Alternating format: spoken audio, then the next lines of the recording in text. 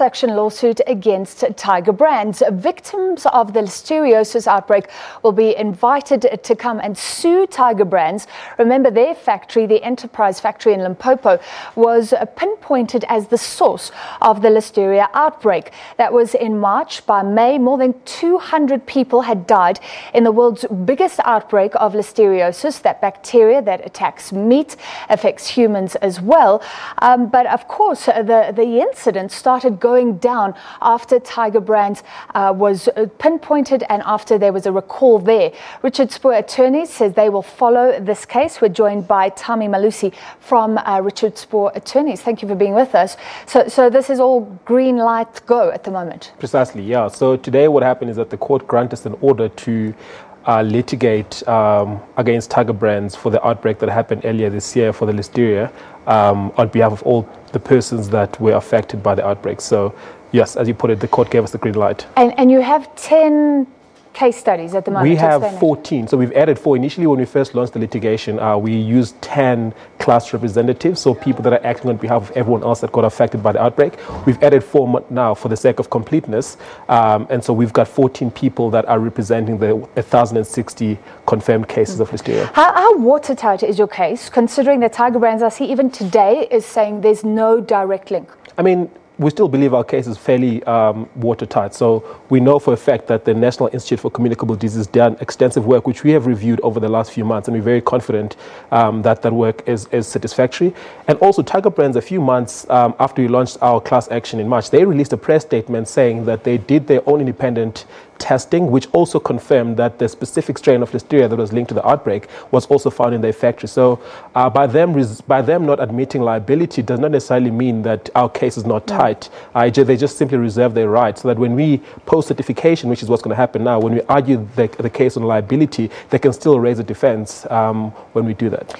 So nobody found meat and could test it positively when somebody had died. That would be a direct link. So that hasn't happened. I'm not sure if I'm following your question. If there had been meat found in somebody's fridge after they had died, there could have been a direct link, correct? Yeah, I mean, there were. So what the Department of Health did through the NICD went to specific households where there were recorded cases of people that contracted Listeria, and they did specific tests on products. The products that I've seen so far which tested positive for the specific strain of Listeria were Tiger Brands and Enterprise Foods products. So that is the link that you're looking for. So they're saying a direct link. I mean, you have to catch someone eating it, basically, and watch them die. I mean, what do they want? It would be quite ridiculous if that's what we're expecting, because, I mean, when people consume these products, they didn't know that they were contaminated with Listeria. So the only link we can make is the fact that A, that specific strain was found in the Polokwane operations of Tiger Brands, and also B, the strain was also found in specific products in people's households. So I don't know what more evidence there could be. How malicious was this? Because I remember at the time there were health authorities claiming that they had asked Tiger Brands to send samples. That wasn't given. This had broken out in 2017 in January, meaning that the company surely didn't do active testing. Otherwise, I would have realized what's going on. Well, I mean, part of the process now, so since we're done with certification, we're going to go to trial phase, and where there we can ask for specific information about testings that were done, and they're obligated in terms of the rules of procedure to actually produce that information to us. So we're actually going to get a full picture and understanding now that proceedings have started as to what exactly they did, and I'm quite confident that there might be some damning information, not only from third parties but also their own studies as well. Well, do you think that not only made a mistake, but they actively didn't disclose things, maybe actively did harm? It would be all speculative at this moment for me to say that, but something wrong happened, and at this stage we know Tiger Brands was responsible, whether they intentionally did something or they were negligent in their conduct, but to a large extent they are responsible for this outbreak. So the 14 that are involved, I mean, those who get involved initially have to testify, they have to be part of this process that benefits everybody in the end. Is there any specific benefit to joining this class action early? No, I mean, they went on as representatives of the class, knowing full well that the only extent to which they're going to benefit is the damages that they've suffered. So by being a class representative does not necessarily mean that you get some special preference when it comes to compensation.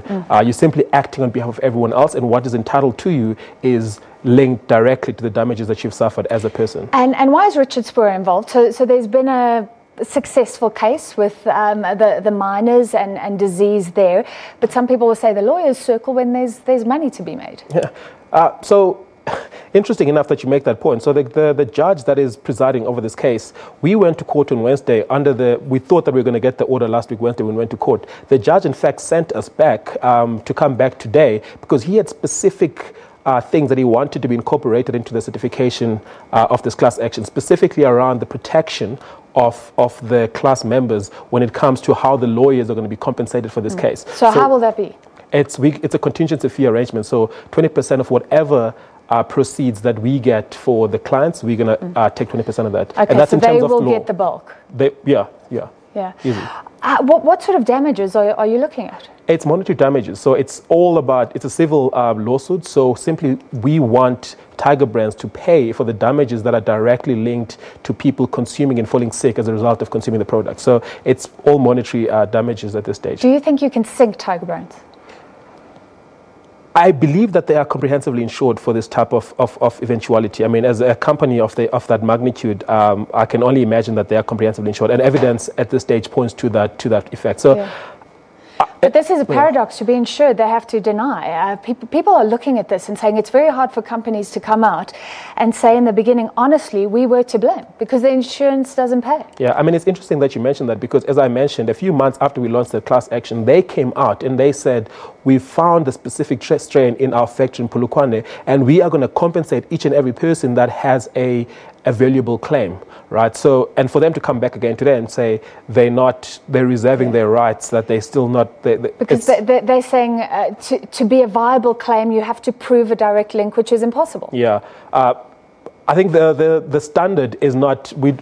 It would be silly for anyone to expect people to come, for them to prove a valuable claim, to come and say, at this specific point, I consumed a polony, here's the evidence. Yeah. That will never happen. The only link we can make is the fact that the testing that was conducted can simply show that the specific strain was found in the Tiger Brands operations. In terms of crisis management, so people are saying companies should come clean if they make a mistake.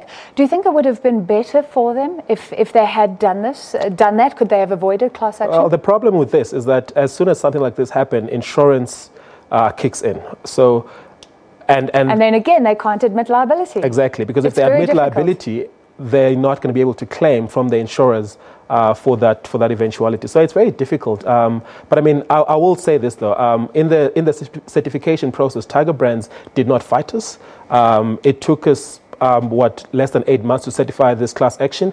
In the silicosis class action, for instance, that we did against the gold mining industry, it took us well over 4 years to certify that class. So there are positives that they have shown. They've also admitted to contribute to some of the publication that we're going to be doing to try to get to the victims of this outbreak. So they are playing their part. It is a bit strange, though, because Tiger Brands today mentioned Richard Spoor in their release, saying we applaud Tiger Brands for the ongoing efforts, like you say, to do this early. It sounds like you guys are big friends. I mean, the approach that we're taking is that for anything to happen successfully, it needs to be collaborative, right? And obviously, this should not be to the detriment of the class, to the extent that they're willing to work with us for the benefit of the class, which is the people that they have, whose life they've put in danger. We're going to work with them. So far, it has been happening like that. That's how we got to the certification stage. But we'll see what happens after this stage, because like I said, this stage of certification does not say anything about liability. It merely certifies the case to move forward. If they don't work with us in the second stage of the class action,